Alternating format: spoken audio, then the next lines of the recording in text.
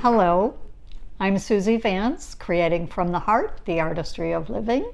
I'm here with Gina Marie Alber, who is with Ivy Tech, and she works with companies to help them do training and different things like that to get their students and people who are coming in to work for the first time up to speed, or to change their training for a new position. Right. How are you? I'm good today. Thank you so much. You're welcome. So, I remember you told me a great story about what you wanted to be when you grew up. And what was that? Yep. So we were, when we last talked, I explained to you that I had the ambition from the time I was probably 6 or 7 years old to become a truck driver, because at the time there was a very popular show on TV, and that was in the late 70s when there were maybe 5 good channels on television. Right. And this man traveled the nation and had an orangutan as his sidekick, his co-pilot. And I thought that driving a truck and having a monkey next to me was a great idea. So since have changed my career plans. Really? A little bit. What caused that? Yes, just a little from that plan to what I do now. But I see. yeah, it is fun to reminisce and think about back then when I thought that traveling, I do enjoy traveling, but I would not enjoy having a orangutan in my car, I don't think. Yeah. Is that because you grew up with 3 brothers? That's true. Yes, probably. Yeah, I don't want any chaos in my vehicle. Right? There you go. So, yeah. So today, I mean, where you've come from and what you've ended up doing, what you started with was really focusing on social work and education. You really were interested in people. Right. When I started out of high school, I went to a junior college in Illinois, and I got my associate's degree in arts, and then I determined that I wanted to go into criminal justice because my plan was to become a criminal psychologist. Wow. I feel like I'm telling you a lot of stories about me being influenced by things on television or movies, but at the time, Silence of the Lambs was out, and I wanted to be just like Jodie Foster and help these people that were troubled, these long-term prisoners who were stuck in a situation, and help them turn their lives around. But midway through that, what you're doing today? Well, yes, the helping part is definitely still intact. But I did switch gears slightly after achieving that criminal justice degree, and I focused on the psychology aspect, and I worked in the field of developmental disabilities for quite a while in the social work area.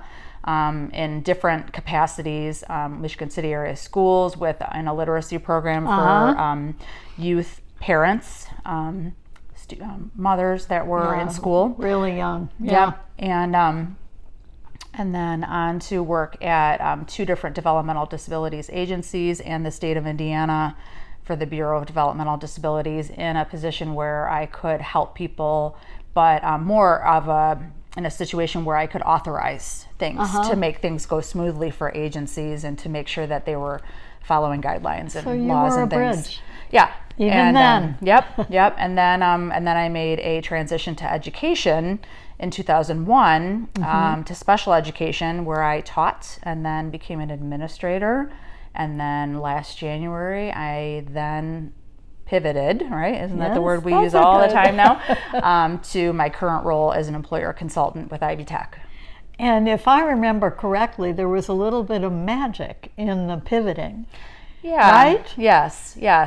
And that was because you were looking.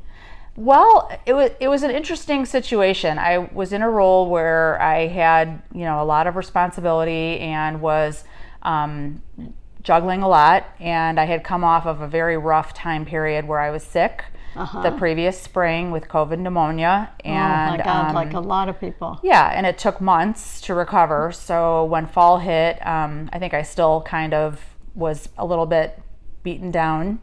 And a friend, my pastor, had recommended that I apply for a job, which I interviewed for, did not get that job.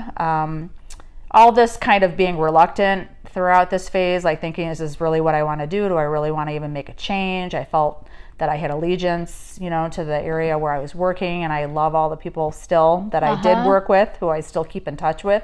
However, I knew in my heart that there probably was something next for me that would make me happier. So because I didn't get that position, one of the people on the panel, who I was friends with at the time, and remain friends with, said, you should really apply for this job at Ivy Tech. And I didn't go for it right away. A few weeks later, he saw me again and said, you really are a good fit for this. Why don't you go for it? The rest is history. About 3 months after that, I was able to make the change in late January to the position I have now, where it's kind of it's an independent role of sorts, because I'm managing and coordinating a variety of things, trying to get trainings going, as you explained earlier, to upskill workforce. And but I'm doing a lot of public relations. I do a lot of selling, but also connections. Right. If I don't have an ability to make a good some sort of a connection, whether it's an extremely positive one or just one where there's an acquaintance situation going on, right?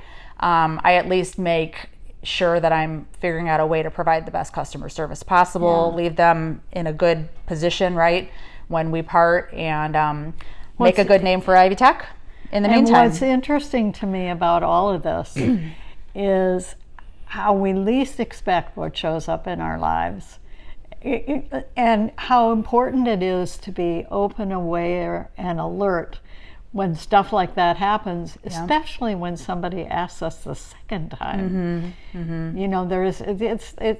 At least for me, I feel,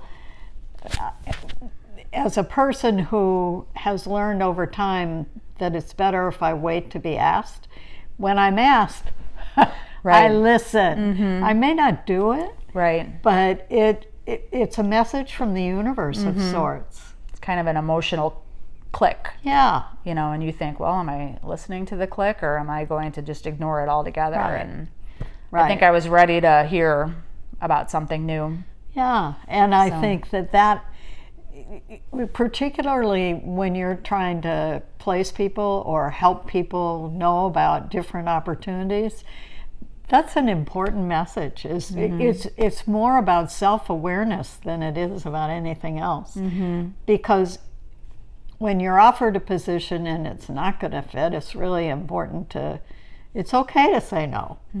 Sure. But when you're offered something that sounds intriguing, it might be worth checking out. And I think that the people that you do have a relationship with, who you have a history with, when they see that something has made a big difference in you, how could they not feel good about that happening? And just like you want to tell stories, about people you want to bring up and highlight, or shine the spotlight on things that happen that are the right things that should happen in life, where you want people to look out for you, to want to be able to lift you up, right? Just like we want everybody to do that with everyone else, and people do that very well in some instances and not well in other situations, right? So true. So what's the thing that's the most exciting about your job these days?